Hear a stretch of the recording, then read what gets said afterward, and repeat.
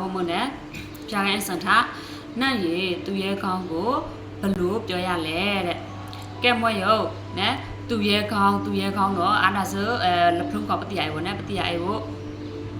ပကလိုက်တာမွေးရောက်သူရဲ့ကောင်းတော့နော်အရှာမှာသူရဲ့ကောင်းတော့လဖုံးကပကုဝိဒါလာမာတူရာနဲ့မာတူရာမွေးပရှာကိုလက်ခိုက်ကမိန်တော်ကို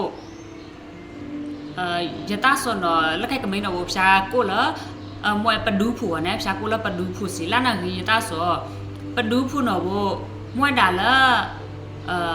ရဆောင်မောင်းတော့ပဒူးဖူနော်မွေဒါလာရဲရင်တော်သူဘနော်လောယတဆွန်တော့သူရဲခေါင်းဆွမိုးနော်ပကပတော့မာတူရာနဲ့မာတူရာနော်အနော်ကိုသူရဲခေါင်းနဲ့မာတူရာနဲ့ကဲမွေယောစကိုစတာ